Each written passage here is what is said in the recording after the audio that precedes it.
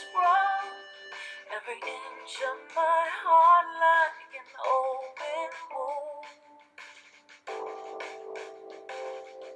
I can't go on, I'll drown if I don't stop the bleeding soon. Where can I find some protection to prevent this ongoing infection? Walking without skin, walking without skin.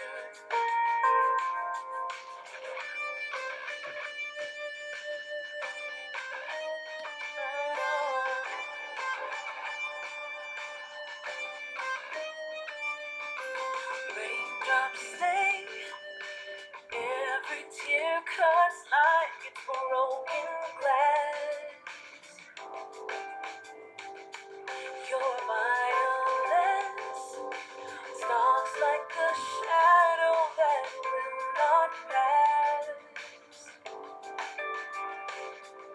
How will I know when it's safer?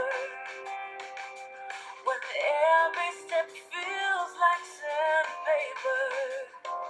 I'm walking without skin. I'm walking without skin. Hi everyone, and welcome to Walking Without Skin. I am your host, Lois Wagner, your friend for forgiveness from Walking Without Skin. And I'm welcoming you all to this first edition of our show, Walking Without Skin. So that music, such beautiful lyrics, was written specifically for Walking Without Skin. And the lyrics really explain a lot of what the show is all about. It's all about overcoming that pain. You know, he talks about the pain is raw, I can't go on, the raindrops sting. Uh, when is this violence going to stop? It's stalking me like shadows that will not pass. Very, very pertinent lyrics. They were written by Steve Seiler from Music for the Soul and performed by Denise Green. It's such beautiful lyrics, and it really does express exactly what I am trying to achieve with this particular show. So welcome to everybody who is here today and on the replay. So what it's about finding that freedom after trauma. It's about finding that peace after pain. And we all go through life. We all go through life. Life is good, maybe not so good, but we carry on with life, normal, functioning, ups and downs and hiccups. But something can happen that can disrupt us, something serious, something big, a major challenge, change, adversity, or difficulty happens to us that disrupts our life. And it could be a minor thing or it could be a major thing. So a minor thing, for example, I dropped a suitcase on my toe and broke my toe. Let me tell you, toes are incredibly sensitive parts of the body and it's extremely painful. But something happens to you and now I'm disrupted. I can't hike, I can't do all the things that I want to do. I can't even drive my car for a while. So life is pretty difficult, and that is traumatic. When there's a change or a disruption, it creates trauma in your life. Trauma does not have to be the soldiers coming back from war or the survivors of rape. It can be smaller things such as breaking your toe. Another relatively minor one, I was cycling in Vietnam and I was carrying a very big and very expensive camera. And we turned a corner and I lost my balance and rolled down into that ditch. Fortunately, I didn't land on one of those bamboo spikes. But I was very concerned that I would damage my camera. So I shouted, my camera, and one of my colleagues picked up my camera and took this very unglamorous photograph of me. And that was traumatic. It was traumatic that I couldn't continue with my cycling tour. I had to go to hospital and get myself stitched up. I was seriously damaged and it hampered the rest of my holiday. So that is also traumatic. But sometimes we experience much larger, much more serious traumatic events. And these could be anything from an accident, could be a minor accident, it could be an accident you caused, it could be an accident that somebody else caused. You could land up in hospital with a broken leg, there might even be a death involved in it. It could be getting fired from your job or losing your job through some other reason. They've resized or reorganized the business and there's no more place for you. Or less serious, you just overlooked for a promotion or somebody else got the promotion that you were going for. It could be something really bad like your house burned down in a fire, or you were caught up in a hurricane or a tsunami or something dreadful like that. It could be from your childhood. You were the victim of incest or poverty or abandonment or any other traumatic event. And then as an adult, abuse could be rape. You could lose your business. You could go bankrupt and lose your home, lose everything you've got. You could just get hurt in a minor accident. There are so many things that could happen to you. I was forced into retirement when I was 64. I was working outside the country as an expat and they wouldn't renew my visa due to my age, so I had to give up that particular dream. You could be the victim of a crime, a burglary. There are just so many things, and we all face trauma of some sort or other. So, this program, Walking Without Skin, is about how we overcome this particular trauma, what happens when we experience trauma. So, today is an introduction, and I'm just going to go over the model that I have created, how we can overcome our trauma to reach that freedom that I spoke about. So, the very first thing we must do once we've experienced some hardship, some difficulty, some challenge, is to acknowledge what happened. It happened. For me, I was attacked, viciously attacked. I was raped, I was tied up, and I was left to bleed to death. It happened. I can't undo it. It happened.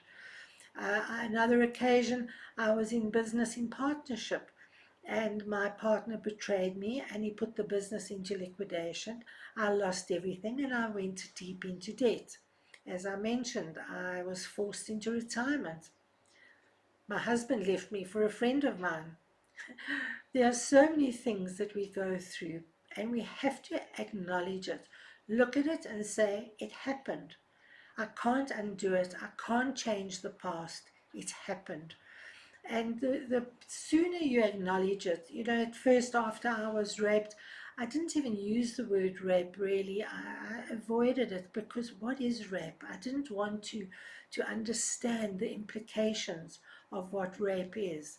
So we often go, if you look at the grief cycle, at this point we go into denial, shock and denial. And as a result, we are not acknowledging what has happened to us. So it's very important that we start with the acknowledgement. And once we've acknowledged something, we become a victim. And it's natural and absolutely normal to be a victim. And victim is all of those negative emotions, hatred, fear, blame, disgust, depression. All of those emotions are part of being a victim. And we need to accept those particular emotions. We have to accept them. We've acknowledged what happened and we have to accept our emotions. And it's important that we separate the emotion from the event because the two are separate. Your reaction to what happened is actually not the event. So yes, we have to deal with the event. There might be court cases, there might be different things that we have to do. We have to rebuild our lives, buy a new car, build a new house, start a new job. So there are things we have to do to deal with the event.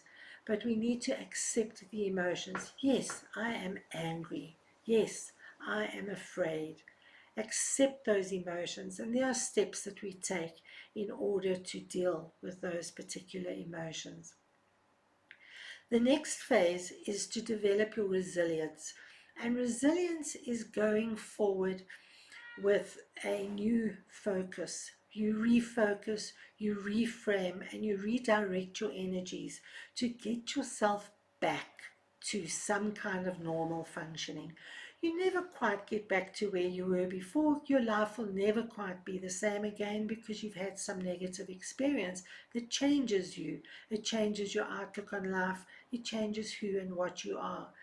And so resilience leads you into becoming a survivor. And for me, survivor is still a struggle. You know, a lot of people say resilience is bouncing back. You never quite bounce back. You crawl back and you climb back and you scratch your way back. But you become a survivor and you reach some level of normal functioning again. You still have those negative emotions. The more you deal with them when they first happen, the better it is for you, and the less you will feel them as you become a survivor. But once you're in the survivor mode, you need to consider what comes next. How do you move on from being a survivor? So the next phase is to develop your grit. What is grit?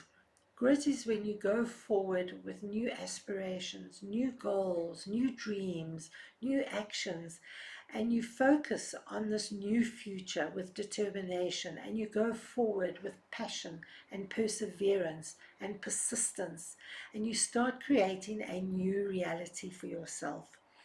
And it's so important because it's at this point that you learn to thrive. You become a thriver. And now your life starts making meaning. You become empowered, you have a level of success.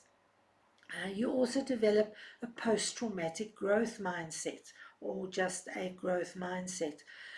Post traumatic growth is about saying, what happened to me?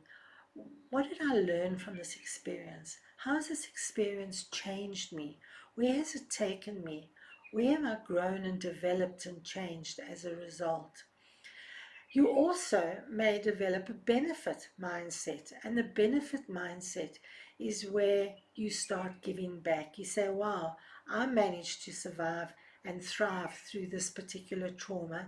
How can I help other people overcome their difficulties and their challenges in their life? And so you become, you develop your benefit mindset. So there we go. We've moved from victim to survivor to thriver. We've used resilience, grit, and our growth mindset to get there. And now we are successful and we are empowered. But there's more. And what happens next is we need to learn to forgive. And we start with forgiving ourselves. And forgiving yourself, for example, I fought the rapist when he attacked me. I fought with everything I had, but I didn't know how to fight. I didn't know what I was doing, and so he overpowered me. Had I known how to fight, I might have won that battle. But I didn't know how to fight, and if only I'd known how to fight. So I had to forgive myself for that. I had to give myself for feelings of hatred. I hated my business partner for what he did to me. I always used to say if I saw him in the street and I was driving in my car, I would ride him over. But that's a terrible emotion, to want to hurt somebody, to want to kill somebody, and to hate. What is hatred doing? It's only creating anxiety in me and causing me ill health. I get stressed and high blood pressure. So it wasn't serving me. So I had to forgive myself for hating. I also had to forgive myself. I started eating and drinking too much and behaving quite badly. And I had to forgive myself for those behaviors as well. So forgiveness is absolutely essential. And before we go on, it's just also important that I let you know that when you're on this journey from victim to survivor to thriver and beyond, it's not a linear journey. It doesn't go from A to B, and it's not a nice smooth sailing journey. You go up and down and backwards and forwards, and you could even be in thriving mode and something triggers you and you go back. You might fall all the way back into the victim phase. So it's so important that you know that your journey is unique. Nobody else has that same journey, and and it's okay. It's okay to know that you're going to fall back and slide back at some point. It's also important to know that you are not alone. There are other people out there who've experienced maybe not quite what you've experienced, but something similar, and they can share their stories with you. They can hold your hand, either figuratively or literally, and help you through the process. You are not alone. So many people have experienced these and similar types of trauma, and so reach out to those people. And when it gets to forgiveness, that is when you start really letting go, where you start breaking the bonds that are tying you back to that situation or to that perpetrator or to that set of circumstances. Forgiveness really does set you free. So, forgiving yourself is one of the steps. And when you are in a victim phase or even in a survivor phase, it's very difficult to forgive yourself because you're still trying to make meaning and sense of what happened. You're still trying to get your life back into order. So, how can I forgive myself for not knowing how to fight when I'm still trying to fight to get my life back together? How, I couldn't forgive myself for hating my partner. I was battling to make a living, to get a new job and start all over again. And so, how can I forgive myself? My focus is on looking after me. And so, forgiving yourself is so important. And then, of course, the next step is to learn to forgive others. Sure, now people say, how can you forgive the unforgivable? And when you understand what forgiveness is, then it becomes easier to forgive the so called unforgivable. And what forgiveness is, it's about understanding that you are bonded to that situation or to that person.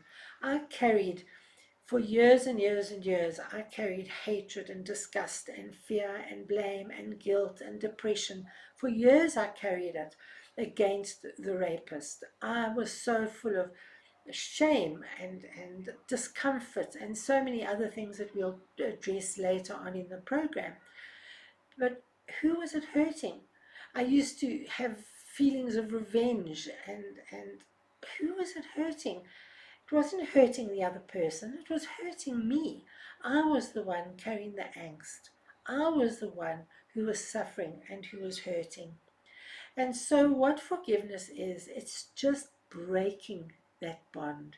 It's breaking that tie that is keeping you bound in that trauma, that's keeping you stuck in that place where you don't want to be. Maybe you do want to be there, but really you don't want to be there. And so what happened to me, the rapist had been apprehended and he was given a 25-year prison sentence. And I had left the country and I was working as an expat in the Middle East. And I'd been away for the 14 years and I was coming home. I'd been away for 1 year and I was coming home for my first holiday. And in those 14 years, I'd never once found the need to ask, was he still in prison? Was he dead? Was he alive? Was he rehabilitated? It never ever came into my conscious mind that I wanted to find out what had happened to him. And for some reason, I was going home for my first holiday. I decided to find out if he was still in prison.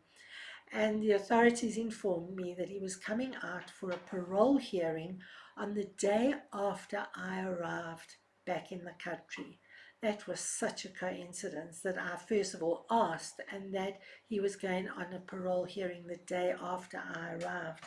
And in addition, the law had just changed, allowing victims, as they call them, of serious crimes to attend parole hearings.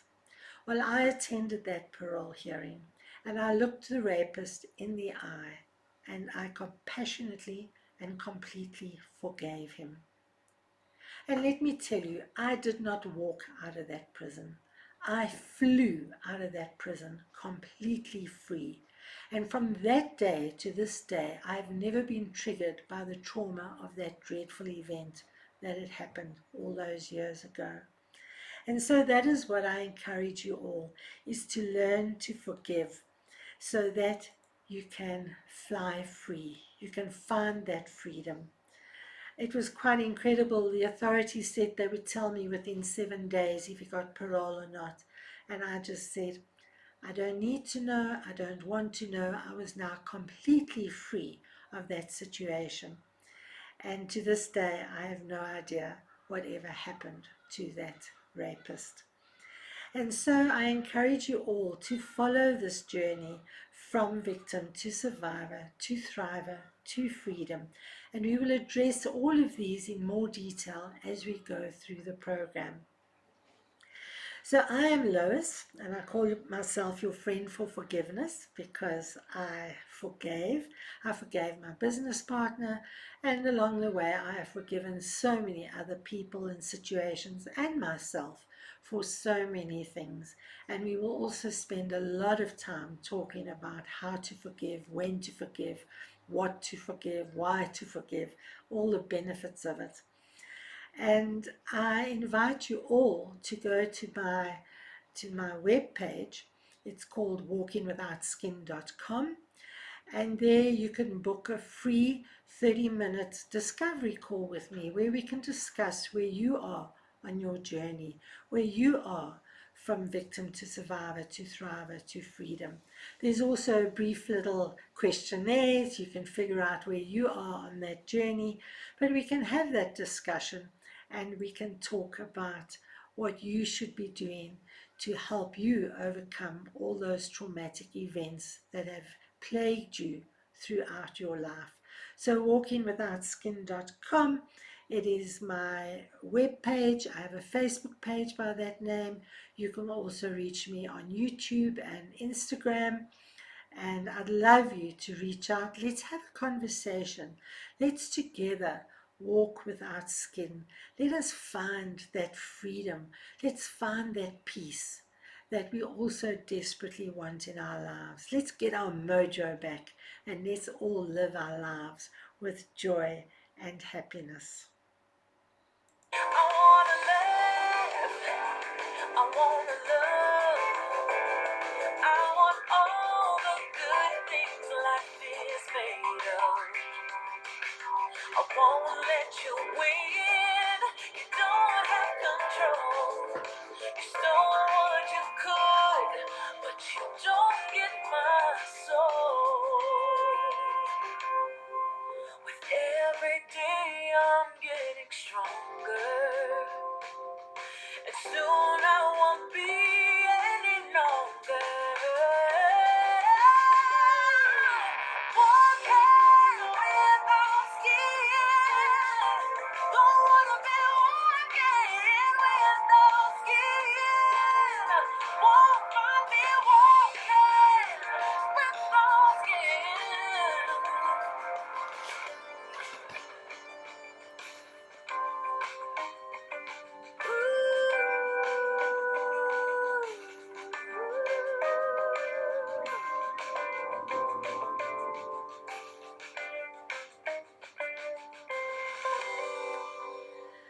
So I invite you all to join me. I am Lois, your friend for forgiveness from Walking Without Skin, and I invite you all to join me and to fly free.